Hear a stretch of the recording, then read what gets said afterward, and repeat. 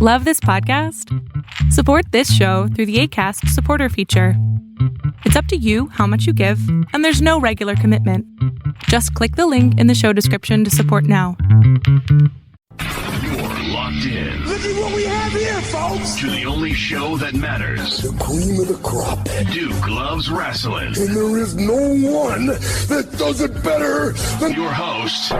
I have come here to chew bubblegum and kick ass. The Duke. And I'm all out of bubblegum.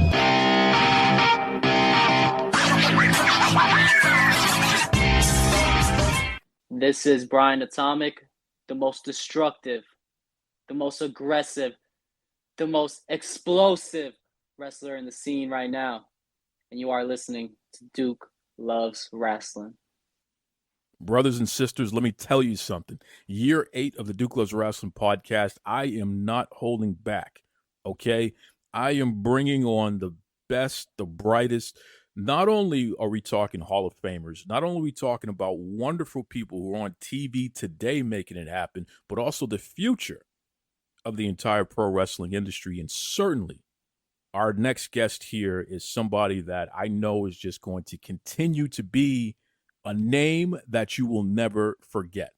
So without further ado, welcome to the Duke Loves Rasslin podcast, Brian Atomic. How you doing there, Atomic? Doing good, Duke. How are you doing? Not bad, not bad. Listen, I have seen you dismantle some of the most promising stars in all of independent wrestling today. I got to ask you, man, what is up with your aggression? Because it's terrifying. What do you expect when you see Brian Atomic? I'm the most destructive force in wrestling. I am the most aggressive person out there.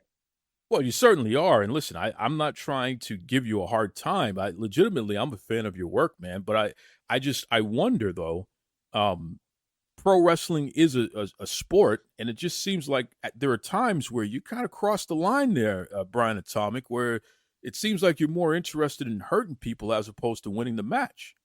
I'm going to beat you into an inch of your life. If you're not ready for that, don't step inside the ring with me. It's plain and simple. Okay. So let me just move on from that because, folks, this dude's a little intense. And listen, first and foremost, respect to you. I know that you are one of the many wonderful students of our friend Leigh, and he is, without a doubt, one of the most intimidating people in the history of pro wrestling.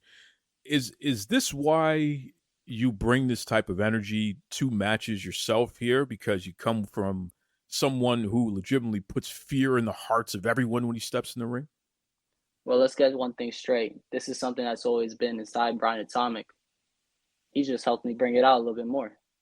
And now that it's out, there's no way that it's going back in. Everybody better beware. Everybody better be scared, because Brian Atomic isn't coming here to play. Okay. Well, listen, man. Again, I don't want any problems, bro. I hear you. I believe you. I've seen it happen. You're in great shape too, man. I mean, in 2024, what can I do? What can Duke Loves Rasslin do in order to get in the type of incredible shape that a guy like Brian Atomic is in today? Well, first, you want to get off the couch and actually start exercising. Maybe go on a run. Maybe do some push-ups, some sit-ups. That's a great start for you.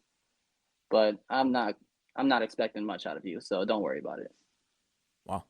Okay. Well, there it is. Now, I know that you've been popping up in WWN recently here, and certainly the best and the brightest go through that whole territory. I still call it territories there. Talk to me about WWN. Well, it's been like about a year-long hiatus since I've been in WWN Proving Ground. I was the ACW Cruiserweight Champion. As soon as I lost it, it looks like that belt went away. But, it's to be expected. Nobody can withhold the privilege and the prestige that Brian Atomic had when that belt was in my possession. So now that I'm back in WWN Proving Ground, you could expect me to be back on the top, main eventing every single show there, because the main event is where Brian Atomic should be. Absolutely. Absolutely. Certainly. And I hear that you're going to be making an appearance at the River City Wrestling Con. Is that true? Yes, that is true. So what can fans expect when they see you there? Oh, you can expect destruction. You can expect mayhem. You can expect that my opponents will look like they just went through an atomic bomb, dismantled. Wow. Okay. This guy is he is on message. There's no two ways about it. Let me ask you something that's a little offbeat for a second here, because I got to cut through this tension. I feel like you're about to take my lunch money, and I really need to eat my lunch today. So let me ask you this: when it's time to refuel, and you're having a meal, I know I asked Low Key this question, and he surprised me by telling me that he loves pizza, and he has a special type of pizza that he gets with pineapple on it and all kinds of other sweet and savory things going on. So what about Brian Atomic? When it's time for you to refuel, when it's time for you to get some nourishment there, what's your favorite meal and why? Well, one thing you should know about Brian Atomic is that he loves French fries. Okay, I consider myself a French fry connoisseur. If you don't have good French fries, then I feel like you just can't cook anything good. Oh, okay. Now, do you actually make French fries yourself, Brian Atomic? Because listen, I know how to make some fries. I could 3 times fry at different temperatures to get it extra crispy. I think that's the Korean style, would have you. I know how to do a little something with a potato here. What about Brian Atomic? Can you make fries yourself? Look, Brian Atomic is a master with the potatoes, okay? Any potato, mashed potato, baked potato, French fry, waffle fries, steak fries, I got it all. And he will give you a couple of potatoes if you're standing in the ring with him. That is the Brian Atomic way, folks. I will smack you with a potato, guys. I will smack you with a potato. Okay, I this guy is intense. Well, if anyone listening right now is interested in following you on your journey, because certainly you're leaving a wake of broken bodies as you continue to climb the mountain, so to speak, of the entire pro wrestling world, what's the best way that folks can keep up with Brian Atomic? You can follow me on Instagram at @TheBrianAtomic. I got an X. It's Brian Atomic as well. And same thing with Facebook, Brian Atomic. And Duke, if you ever want to make it another 5, another 8, another 10 years in wrestling, make sure you never disrespect Brian Atomic. Do I make myself clear? Strictly for the culture. Brothers and sisters, you have seen the t-shirts, the hats, the hoodies, the mugs in the hands of some of your favorite pro wrestling stars, podcasters, and influencers out there. And now it's time. Visit strictlyfortheculture.ca and you too can be part of the movement. Bigger than sweatshirts and commercial success, Strictly for the Culture aims to build with like-minded people and elevate their position in the world through knowledge, self-love, and a desire to unite. So what are you waiting on? Visit strictlyfortheculture.ca. Do it for the love. Do it for the knowledge. Most importantly, folks, do it strictly for the culture. Brothers and sisters, the Duke Loves Rasslin podcast is international.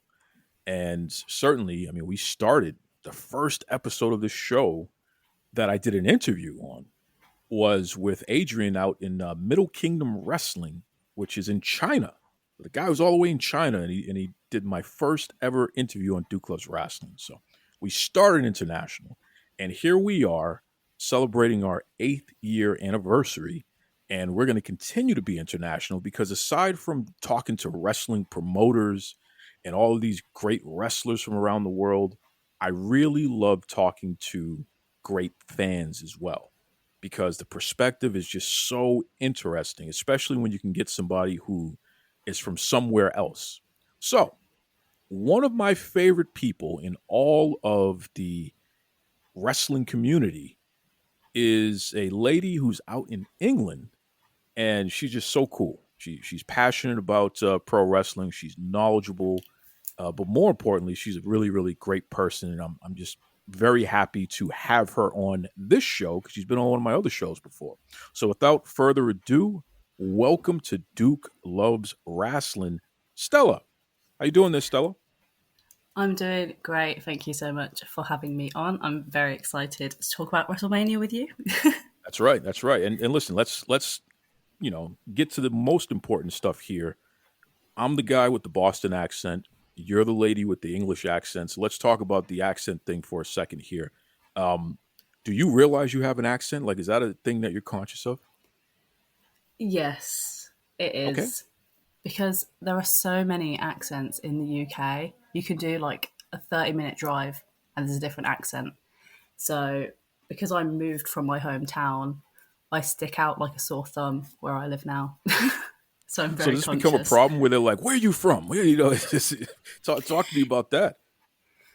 Kind of at first. I've lived here for about 7 years now. So at first, I didn't know that I had an accent, and I also didn't know that phrases I was using they didn't know down here. But I figured it out now, and I can speak to them. I don't feel like an alien.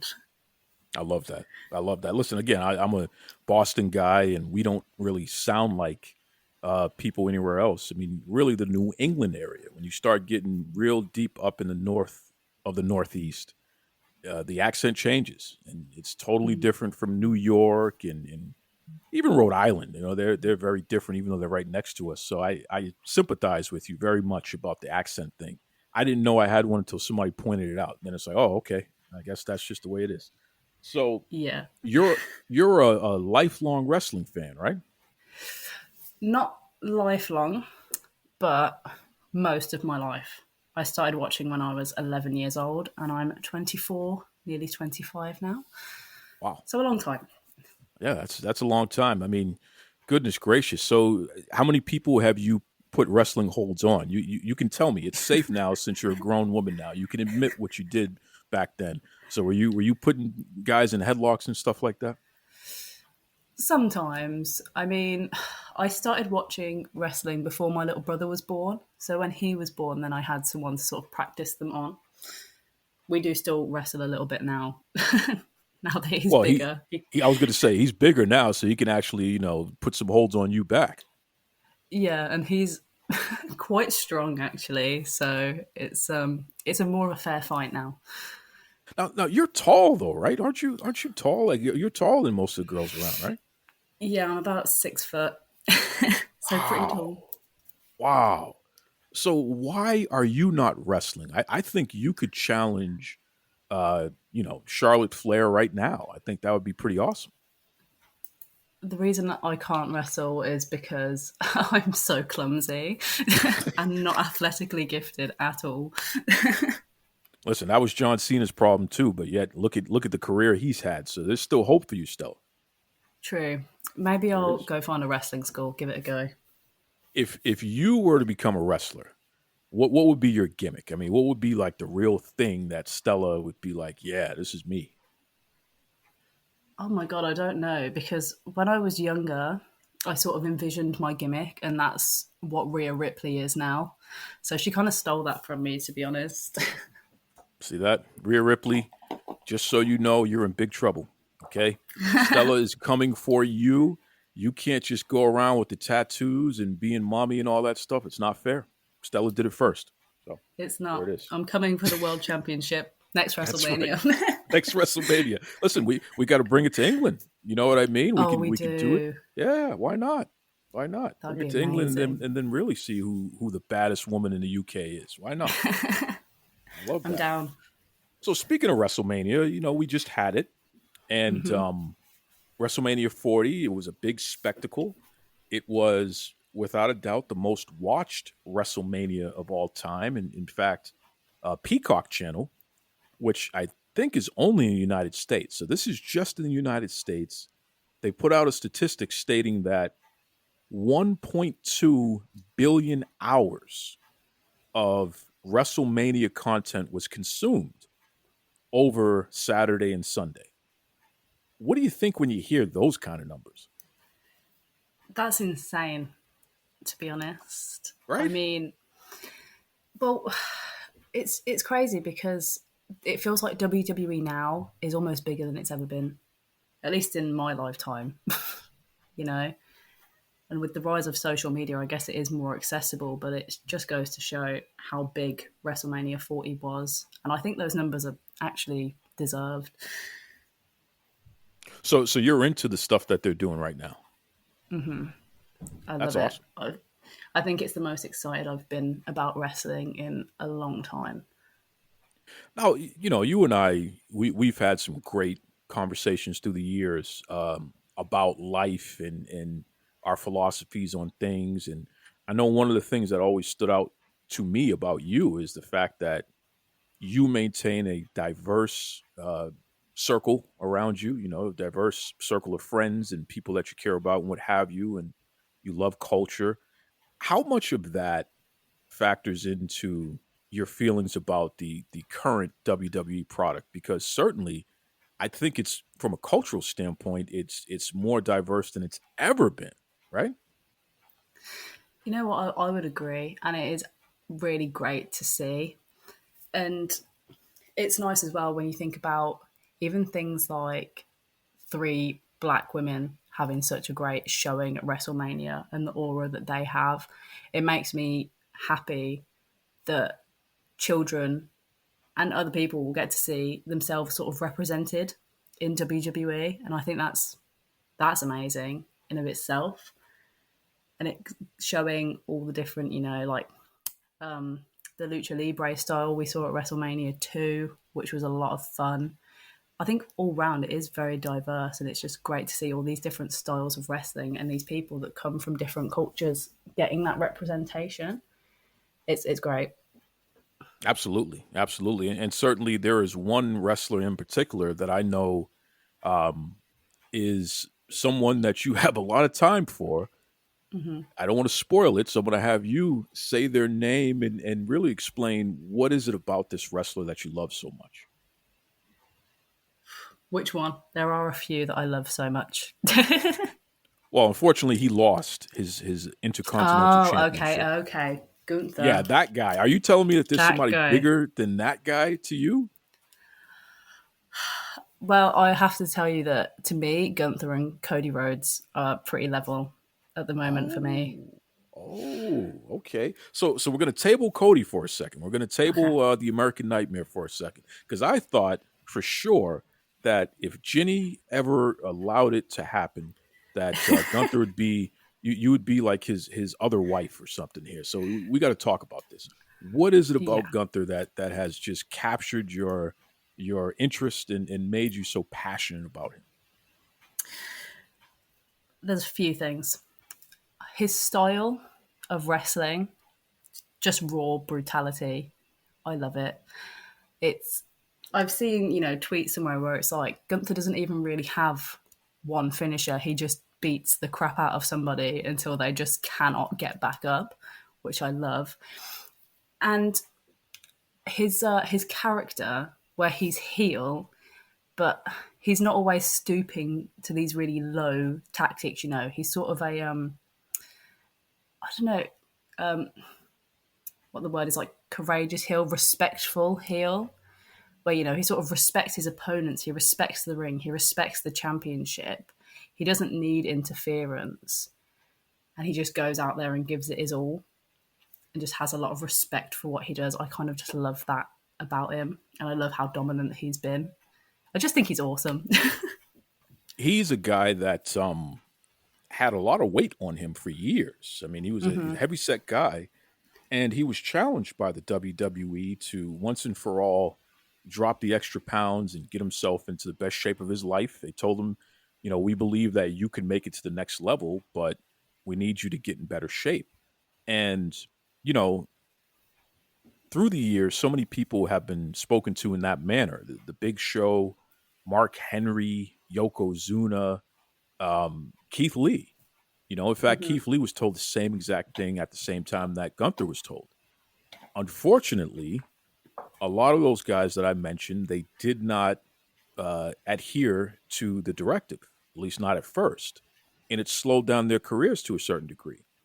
But Gunther, to his credit, he absolutely dedicated himself to getting in the gym, getting himself in the best shape of his life, and really just focusing on being the best version of himself that he could possibly be. For you personally to see the transformation in him from that regard, how do you feel about that? I thought it was incredible, to be honest, because there was a couple years there where I didn't actually watch too much WWE. And I remember seeing him, when he was like NXT UK and he was a bigger guy. And then to come back and see him on the main roster in the shape that he was in, I thought it was incredible. And it's a lot of hard work and determination. And clearly it's paying off for him, because not only does he, I think he performs quite a bit better, but he seems more confident in himself as well. So I don't know, maybe that has something to do with his performance increasing as well. Maybe. Well, yeah, I mean, goodness gracious, he's dressing in all these fancy suits and he's posting these thirst trap pictures with his shirt off and all this other stuff. Like, this guy, and look, he's married to one of the most beautiful women on the planet, in Ginny, right? Mm-hmm. Yeah. She's awesome. I mean, that's, I don't know if you and Ginny can coexist together, or if you have to have a Hell in a Cell match at WrestleMania or what have you there, but it's clear that he fancies himself a UK woman himself. So that's pretty awesome. So there's hope, at least. I don't know there. Now, maybe. That's right. We don't know what the future will hold. Now, on the flip side, there is a guy who has never shied away from an opportunity to break down into tears.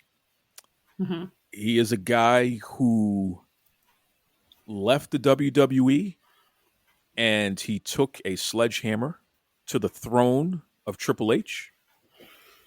And when it was time to welcome him back into the company, Triple H recruited his old nemesis, The Rock, to take a belt and give him a proper thrashing, as my friends in the UK would say. Mm-hmm. But nonetheless, he's persevered, and he has become the biggest name in pro wrestling today. And he is someone that has caught your eye as well. We're talking about the American Nightmare, Cody Rhodes. So this is interesting. You have a lot of time for him as well. What is it about Cody Rhodes that you like so much? Well, I've got to take it back to 2011 here, because Cody Rhodes is the reason that I started watching WWE when I was 11 years old. I was at my dad's house and he had turned on the TV. He'd left to go cook food or something, and he just left a random channel on, and it was Friday Night SmackDown, funnily enough. And I saw this handsome guy with this weird mask on his face, and he was handing out paper bags to the crowd and telling them how, revolting and horrible they were. And I was like, this is good. This is really entertaining. And from that moment, I was hooked on WWE, all because of Cody Rhodes. And he was my favourite for years and years and years. And up until the Stardust stuff, I wasn't huge on that.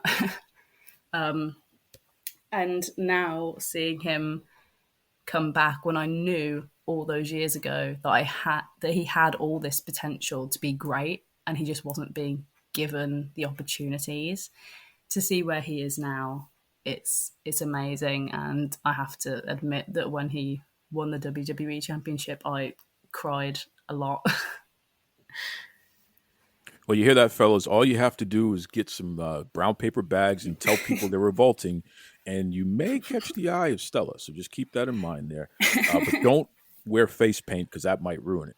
Anyway, yeah. Yes, tears of joy seeing Cody win the championship. Finally finished that story. And what's interesting, and this is something that really touched my heart personally, his family was involved. His wife, his mother, his stepfather, his brother, his sister, like the whole family was involved. They were there for it. His friends in wrestling, even Ricky Starks and folks who are still over in AEW. Cody is very giving of himself and his moment. He wanted to share it with his loved ones. What do you think about that? Just the fact that the guy is so loving in that regard. I mean, I guess that's the word I could use there. What do you think of that concept? Well, I think it's amazing. Again, it goes to show why he is the face of the company now, because he's all about family. He's very relatable, down to earth, sort of guy next door type of person. And I thought it was great that he had his family involved, because obviously a lot of his win was for his father. So it was just a really beautiful moment to see. I think Brody Lee's son was also in the ring, and I thought that was really sweet as well. He's just got a lot of time for other people, and that's a big part of why he is one of my favorite wrestlers. It's a big deal. It's a big deal. I had a young lady on the show who, her father, Danny G, he's a friend, and he comes on the show multiple times a year, talk wrestling.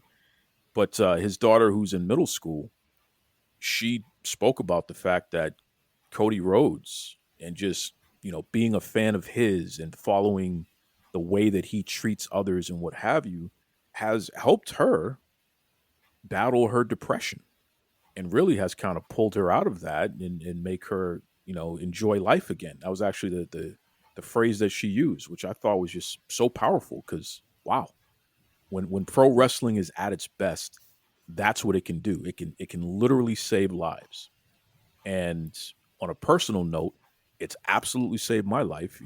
Because I've had pro wrestling, it's kept me from getting into any serious trouble, and it's kept me focused on doing the right thing in order to be able to go and watch wrestling. Like that's the carrot for me. You know what I mean? If you want to watch wrestling, you got to get your homework done, you got to get your chores done, you got to stay out of trouble, you got to be home on time, that sort of thing. Especially when I was a young person, that really kind of kept me out of trouble inadvertently. So to hear other people express similar sentiments, and to hear the joy, and even you saying that, to watch a guy that you first discovered when you were 11 years old, to see him today finally win the championship, the big one, the biggest championship in the history of pro wrestling, at the biggest time in the history of pro wrestling, that made you cry. That's awesome. That's perfect. That's perfect. Looking ahead, I know we mentioned Rhea Ripley. What do you expect from the women's division in WWE? Well, it is pretty stacked at the moment, so I'm expecting big things. I think that Mommy is going to be on top for a while. Do you know as well who I can see being a big player very soon is Tiffany Stratton. I could maybe see her going after Bayley soon. I wouldn't be surprised if Jade Cargill is in the title picture as well. There's so many great players in the women's division that it's kind of hard to tell, to be honest. But I know that I'm very excited. I'm also very excited about the return of Charlotte Flair when that happens. Just a lot going on, a lot of good things. It certainly is. It certainly is. And like you said, it's such a stacked roster. You don't know what's going to happen next, but there are so many people who could be at the top. And that's what is so great about it. And everyone that you just mentioned is different. Again, the diversity, different backgrounds. They're coming from different walks of life. They have their own stories to tell. And because of that, they're bringing different fans into the mix who can all come together for this great thing that we call pro wrestling. So it's pretty awesome. Over in the UK, I mean, do you get enough that, WWE goes over there, what, about once or twice a year? Or is that enough for you there? Probably. I mean, I'm actually really, I'm really upset actually, because they're coming to the UK next week and I can't make it. I would really like to go and see Cody as champion, but I just don't think it's possible. So hopefully they'll be coming back later in the year, and hopefully he'll still be champion by then so I can see. I want another pay-per-view though. I didn't make it to Money in the Bank last year, so I want another pay-per-view. SummerSlam, hopefully. That'd be good. Okay, Triple H, you hear that? Stella wants another pay-per-view. She needs the belt to stay on Cody. When he comes back to the UK, we got to make this happen, okay? So do not, and in the words of Cody Rhodes' father, the American Dream, Dusty Rhodes, don't let me down. Okay, there you go. That's my Cody Rhodes. That's my Dusty Rhodes impersonation. You got it there. Listen, Stella, again, you're one of my favorite people in all of the pro wrestling fandom. You're just a very well thought of person. You are always clear in what you communicate, and you never miss a chance to educate, which is really cool. And I don't even think you realize it, but that's exactly what happens, because your attention to detail and the things that matter to you, the way that you express it is like, oh, wow, that's pretty cool. Yeah, let me look at it from that point of view as well. So it's always fun to hear from you. Anyone listening out there, if they want to follow along, especially on the X or Twitter or whatever the hell Elon Musk is going to call it tomorrow, what's the best way that they can keep up with Stella? So my username on X or Twitter is Edge-O-Matics, like one of Edge's signature moves. So follow me on there. I love to talk wrestling, give my unwarranted opinions on things. So go ahead, I'll follow back. Okay, you hear that, folks. She'll follow back.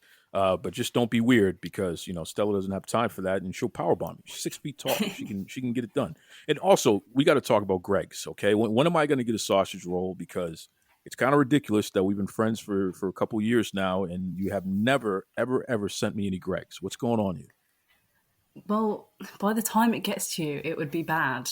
You need to come here and experience Greg's firsthand when it's warm and it's fresh and it's perfect. There's nothing like it. I want to remind you to check out Zencastr, Zencastr. That is my favorite program to use for all my recording needs. And the great part is, not only do they have audio, but they also have video options as well. So whether you're video conferencing, podcasting, just catching up with friends and loved ones, you definitely want to check out Zencastr. They have paid subscriptions. They also have a free version, which I'm actually using right now. Transcripts, the whole 9 yards, and even, get this, Zencastr has started to do hosting. So for all you podcasters out there, if you're looking for a host for your show, please consider Zencastr. You will not regret it. I'm telling you right now. Once again, Zencastr. Made on Zencastr. That's right.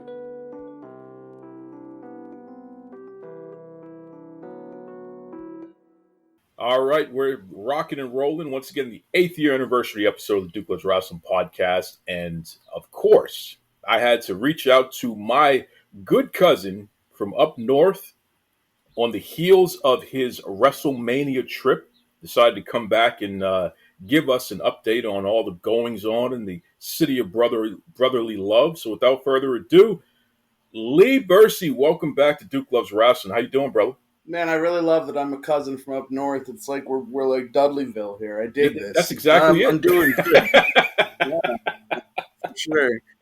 Yeah, I dig it. It's cool. No, I had a great time. Things were definitely. It was pretty magical, if I'm being honest. As a spectator, it was quite something to take in, and a lot to unpack there. Well, I want to get right to the heart of the most important question on everybody's mind, because this is a thing in the United States of America, and I'm sure it's a thing up in Canada as well. And I'm just going to be straight with you, Leigh.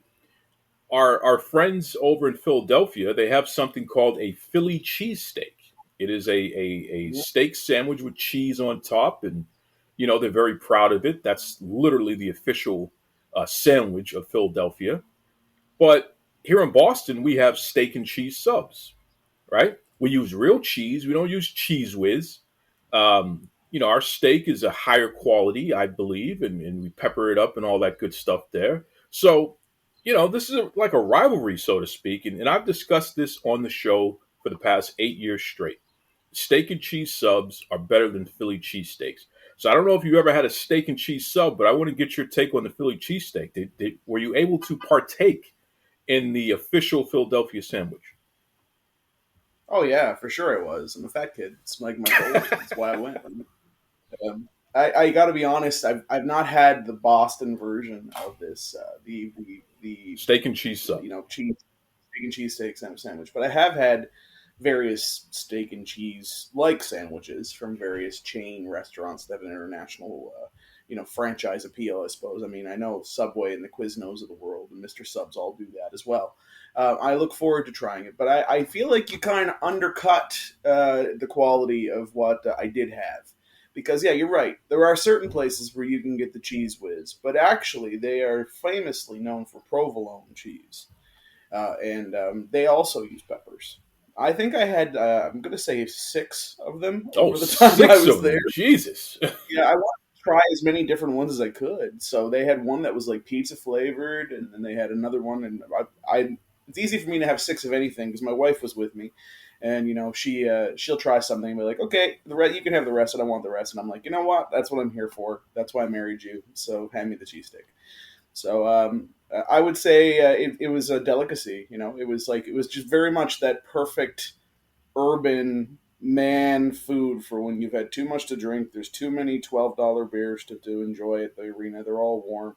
Nothing was quite as satisfying in my stomach as a cheesesteak. So I missed them. So already, was there a particular place where you felt that they did it the best?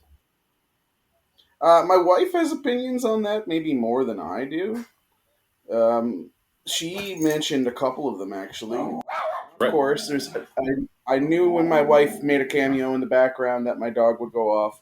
The tavern we went to in Essington. But there was a tavern in Essington that had the best cheesesteak, and it had no, reputation for it. It was actually a seafood restaurant, but they just did really well. And everyone talks about Geno's or Luke's, and I mean, like the franchises, they all do their thing, and they do it well.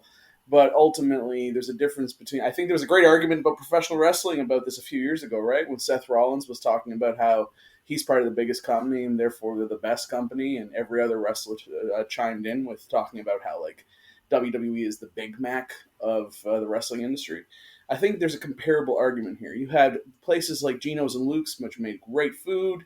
The arena, there's really enjoyable sandwich. It filled a hole, especially when you're freezing goddamn cold in the middle of night one of WrestleMania. But, I mean, if you're looking for something that makes you go, oh, that's the stuff, that you wouldn't find that at the arena. Very interesting. So we got to go to the taverns in Philadelphia where they actually know how to put real cheese on their sandwiches. They still call it a cheesesteak, which is unfortunate. It's actually a steak and cheese sub. It's not a cheesesteak. I don't care what anybody says. But I do trust your wife.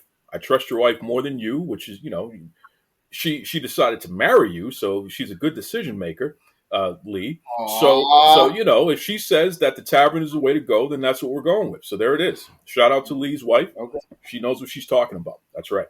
My wife just got a shout out on wrestling podcast. The irony of that. I just put her over, brother. I don't know if that scores you any points at all, but I just put her over.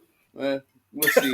We'll see what point. She's an international star now. That's it. Although the angry Philadelphians, I might have just transferred the heat that I had on me onto her, but that's another story for another day. That's right. Any heat would be welcome after that wrestling. Oh boy, I love that. Listen, what's this about you flirting with Mama Rhodes? I saw some photos, and she had a gleam in her eye, and you looked a little too cozy over there, Leigh. So let's get the skinny here. Were you making googly eyes at Mama Rhodes? I mean, $20 is $20, right? The truth is, if I'm being honest, is she was the most adorable little lady I've ever met in my life, and she was so welcoming. And I have a very special Cody story, right? And I think I actually asked you to help me signal boost it a while back. My grandmother died of Huntington's disease. My mother struggles with it now. I was lucky enough not to inherit that gene. But we struggled a lot with a lot of different pieces. There's a lot of mental health issues that exist in my family, a lot of substance use issues, a lot of things that are not so positive about my family's past. And, we mentioned in the last episode, I've lived in tents. I've struggled with different pieces and fought for mental health and talked about homelessness prevention and harm reduction. Well, one thing I'll say about my grandmother Margaret. She may have been a lot of things to a lot of different people, some good, some not so good. But for me, she was a huge piece of my adolescence. And I told that story last time, I think, that really, I know Vince Russo reacted to when you shared it and hit home about learning to read by reading that old WWF magazine. It was her who was buying it. You know, it was her who was the inception. She was Leo in this story, and I was just, a willing muse at a young age. And I say wrestling has never felt the same on Monday nights without my grandmother. I've never seen someone get so intense and passionate about a product other than myself.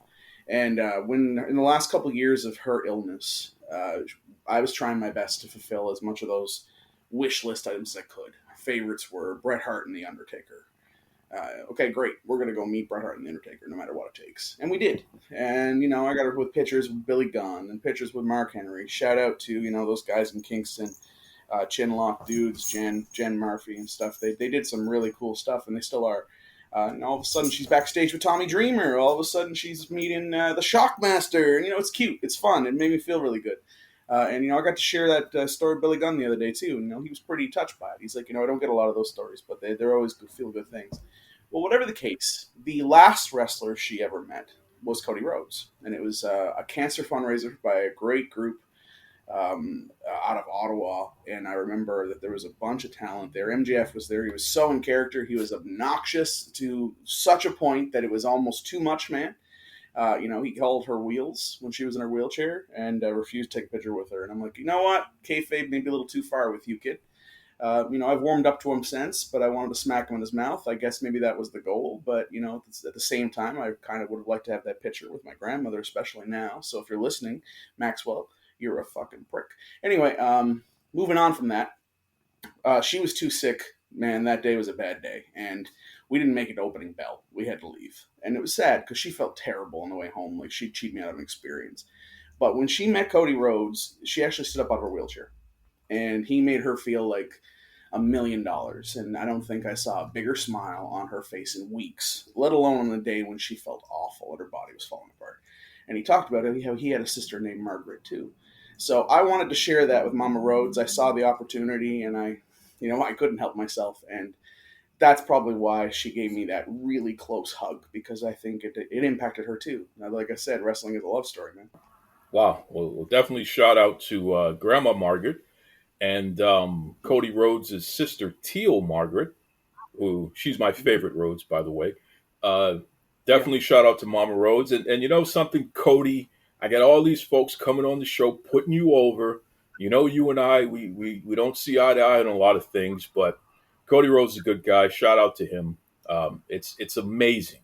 It is truly amazing to hear people from all over the world are coming on the show and sharing what Cody Rhodes means to them. And I can only just really appreciate that, because that lets me know that pro wrestling fandom is in a good place. So that's good stuff there, Leigh. Well said. Well said, and I appreciate you saying that. He's not my favorite wrestler of all time. I won't even pretend. He doesn't make my top 20. That doesn't change the fact that, I can't boo him now. I'll never have a moment where I'll be not interested and not kind of pulling for him. And a lot of it is because he made my grandmother smile when she was dying. And that's the magic of wrestling. Yeah, that's a big deal. And shame on MJF. Listen, I have a take on him, and I know that we're talking WrestleMania here, but just as an aside, I think there's a fine line where the gimmick is too much, and Agreed. MJF goes out of his way to he jumps out of character at times where it's like, all right, maybe this isn't the time for you to jump out of character. And he stays in character at times when it's like, buddy, that's enough. Somebody has to mentor that kid and let him know the difference, because I got to imagine he's costing himself money by carrying on and taking things too far most of the time, especially in those situations. Agreed. I think this is where the mentorship of like a Jim Cornette would have actually helped with someone like MJF, because they definitely share a lot in terms of their views of the business. But the truth is not only was I more than happy to pay for the photo, and now that's money that's not in his pocket today. But on top of that, I've seen the videos where he's writing like slut or something really just unnecessary on somebody's action figure or photo. And I think to myself, okay, there's a distinct difference between being a classic heel and living your character. The Undertaker was in character for 30 years. Ric Flair's been his character his whole life. I'm not criticizing that concept, but you got to remember where your bread is butter, and that is that you insult the audience that tunes into your program, and then you wonder why your ratings are low. This is why The Miz's success in places that MJF just isn't yet. Wow, Right, well said, well said. And shout out to The Miz. I mean, you talk about just a professional. I mean, literally, The Miz is a professional wrestler and a professional just in life. I really got a lot of respect and admiration for that guy just because he does it right. So that's a great comparison you made there. The do's and the don'ts, so to speak, in the business there. So generally speaking, for somebody who has never been to WrestleMania, if they were to ask you, hey, Leigh, what are like 2 or 3 tips that you can give me that would make my experience better than what it would be if I didn't do these things? I don't know if I'm that qualified, but I'll do my best. I got to attend WrestleMania twice in my life. The first time I cried like a baby because I never thought I'd see those moments. And the first image that came up on the screen was Shawn Michaels' boyhood dream, and it made me all nostalgic for those magazines and those stories that I was just sharing. And I think that's a daily part of my life, that nostalgia.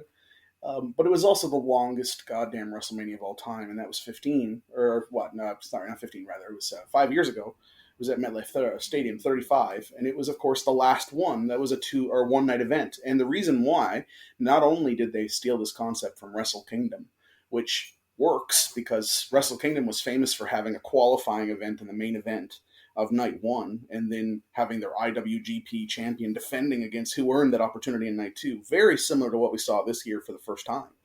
But on top of that, not only does it give more people an opportunity to have those main event moments, maybe we wouldn't have had a pissed off CM Punk walking out of the company if John Cena, who was the main eventer 10 years ago, could have had night 2, and maybe Punk could have been the star of night 1. And, there's a guy who had a 400-plus day championship reign and never headlined a main event unless it was against John Cena. Perfect example. So the night 2 thing made sense. Turning into 2 evenings was fun. But it was also a lot of the fact is there were people who were missing the train home during the match between Becky, Ronda, and Charlotte. It started after midnight because the card was so packed and people wanted to be on the show because it's a big deal. We're seeing a difference in the way that the air is done now, and now Hunter is a little more cognizant of the fact that if you want to be on the WrestleMania show, you're going to have to earn it. And if you're not, and you should be, we're going to make sure that you are there next year. Shout out to, as an example, Liv Morgan. She wasn't on this year's Mania, but she's already inserted into a pretty prominent storyline right now that I think is going to pay dividends to her character. So maybe it made sense at that moment. And the same can be said for Chad Gable. They both had huge coming out parties on Monday night, and neither were on this year's WrestleMania. I think Hunter understands to some degree. Paul's going, we're going to have to shorten this show and make it a little more comfortable. And that's probably, that pageantry is such a huge key part of this, larger-than-life spectacle. But I would say it sometimes could be a detractor if you're a wrestling fan as opposed to just a WWE fan. So I think you need to be prepared for some degree, to be sitting there and watching video packages. You need to dress appropriately. One thing about Philadelphia is it's bloody cold first week of April. That first night, a lot of people were complaining that it was a dead crowd. Well, we were frozen. You could have had Bane and Mr. Freeze in the dark match, and it would have made sense. So I would say dressing appropriately is number 1. Number 2 is, I got to say, Philadelphia pretty lax when it comes to smoking in and around their stadium arena. If there was an open space, we saw a lot of people who were in smoking areas, but they weren't designated smoking areas. And I was talking to a guy from Baltimore who's like, this would just not happen where I come from. So if you're about to sit down for 2 6-hour events and, you're feeling for tobacco or something else, you might need to plan ahead for those type of environments. Number 3 would be sometimes it is worth going to the merchandise store that they have ahead of time. Like they have that whole merchandise store, multiple merchandise stores in and around the arena ahead of the event. And if you're waiting until a slow moment in the pay-per-view, the true story is these PLEs are sort of high energy, and there's sort of always something going on. But on top of that, there's also just so many goddamn people that it doesn't matter when or a high or low moment is. There's 1,000 people in line, period. So be prepared to miss those magical moments because you didn't show up an hour early for your t-shirt. I think that being organized that way makes a significant difference in terms of making this a much more enjoyable experience. Another is you get what you pay for. You're in an arena of 70,000 people. You don't want obstructed view. You don't want to be behind the stage. I would take obstructed view and behind the stage if it meant those were the only tickets. It's better to be there than not. It's definitely quite an exhilarating experience, but sometimes you will notice, like the one thing I was able to have is that contrast between night one and night two. So for context, night one, I was able to get a pre-sale. Night two, I had to buy from a third party because night two was sold out so quickly. The night one tickets were significantly better. Significantly more enjoyable if it wasn't for the fact that it was frigid outside in terms of being able to enjoy the spectacle in front of me.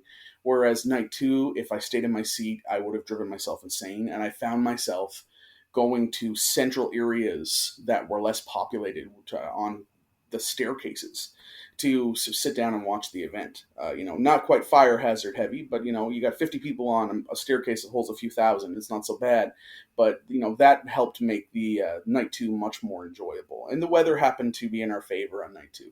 So those are the little things that I would notice. I think a big thing, if I'm looking at my wife who came to the event, would be it probably helps to have some context as to what's going on.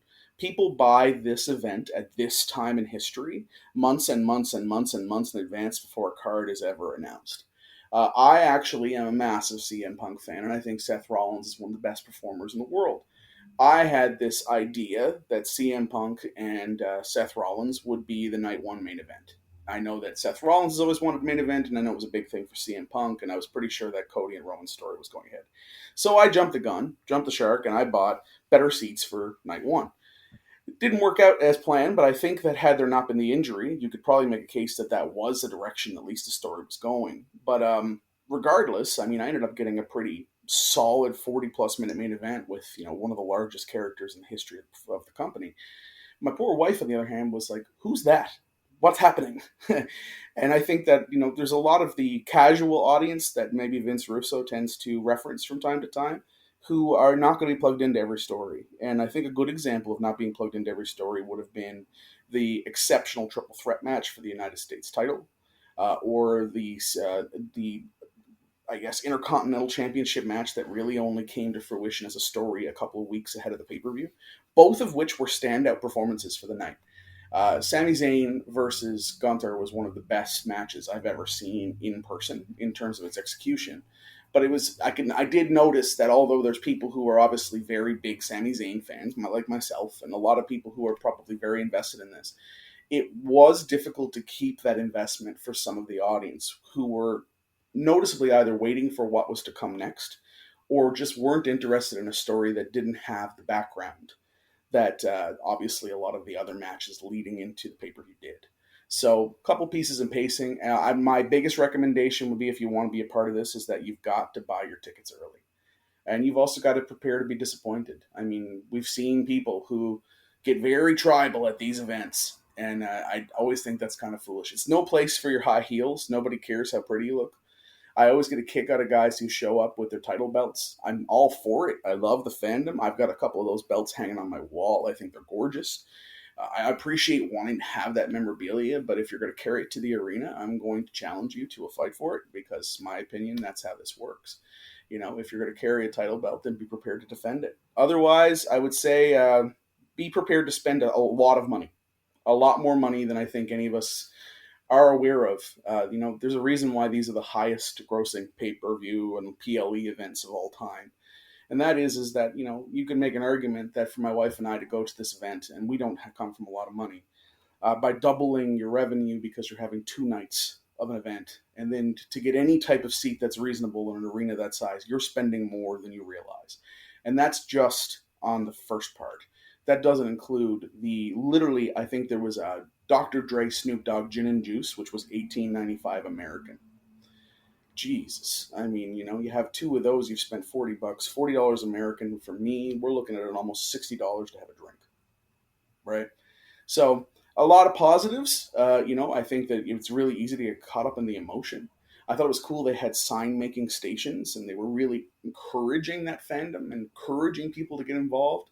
There's really nothing like seeing, LA Knight's, explosive response. I mean, I thought it was starting to mute. I was probably thinking maybe it was getting stale. I was wrong.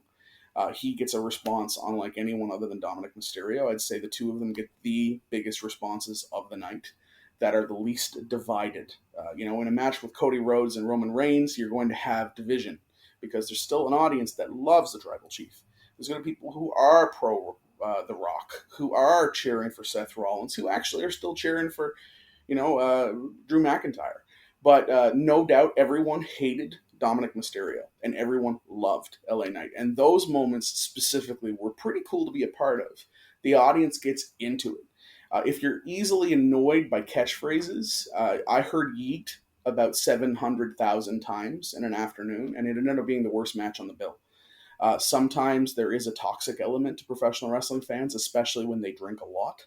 But then again, I've been that guy, so I'm not judging. It's more just a buyer beware market that way.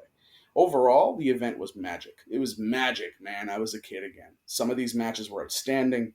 The presentation was spectacular. Lil Wayne, I didn't quite understand. I think he rapped for 48 seconds. That didn't feel like the live experience I was expecting. Motionless in White, on the other hand, were spectacular. The pageantry is unlike anything I've ever seen.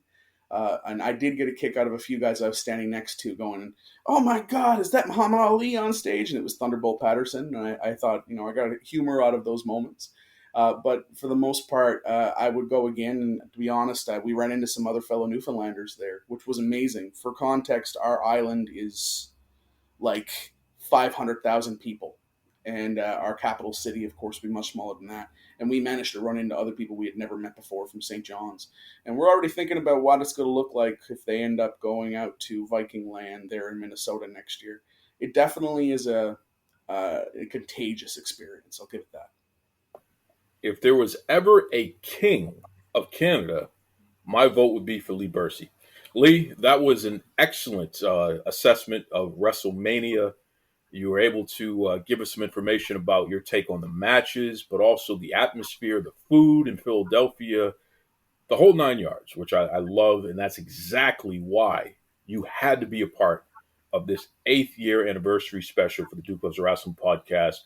Leigh, how can folks keep up with you, man, and get more of your awesome takes? Oh, I appreciate that. I'm on all social platforms, and you'll get a mix as you mentioned in the last episode, you're going to get a mix of takes with me. Monday night might be dominated by Rob, but there's going to be a lot of federal housing announcements and talking about poverty prevention. I'm on X, Twitter there at LEIGHBURSEY. On Instagram, it's reversed. It's at Bursey Leigh, BURSEYLEIGH. I'm Leigh Zachary Bursey on Facebook. I also have some music out there somewhere. I'd love to connect and make friends. And, I'd love to come back and talk about how a slow burn story, how Maxine Dupree is starting to impress people, and they turned it into a character angle. I don't know who predicted that. Who was it? That was me, Duke. That was me. I predicted that.